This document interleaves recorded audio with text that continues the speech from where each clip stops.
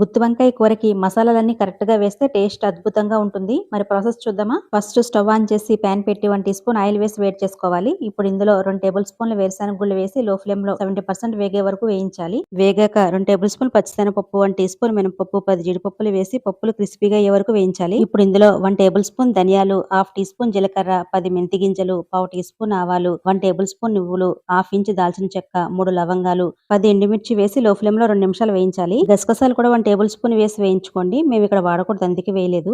ఇప్పుడు 1 ఇంచ్ అల్లం, 7-8 వెల్లుల్లి రబ్బలు వేసి ఇంకొక 2 నిమిషాలు వేయించాలి. ఇప్పుడు 2 మీడియం సైజ్ ఉల్లిపాయ ముక్కలు, టమాటా ముక్కలు, 2 రెమ్మలు కరివేపాకు కూడా వేసి ఒకసారి కలిపేసి మూత పెట్టేసి మీడియం ఫ్లేమ్ లో 3-4 నిమిషాలు మగ్గనివ్వాలి. వేగిన తర్వాత ఉప్పు, పసుపు, పెద్ద ఉసిరికాయ సైజ్ అంత చింతపండు కూడా వేసుకుని ఒకసారి కలిపేసి స్టవ్ ఆఫ్ చేసేసి చల్లారనివ్వాలి. మసాలాలు చల్లారే లోపు 1/2 కేజీ వంకాయలు ఇలా 4 చీలికలుగా కట్ చేసుకుని ఉప్పు నీళ్ళలో వేసి పెట్టుకోవాలి. చల్లారిన తర్వాత మిక్సీ జార్ లో వేసి కొంచెం కొంచెం నీళ్లు పోసుకుంటూ ఇలా గట్టిగా మిక్సీ పట్టుకోవాలి. ఈ మసాలాని కట్ చేసి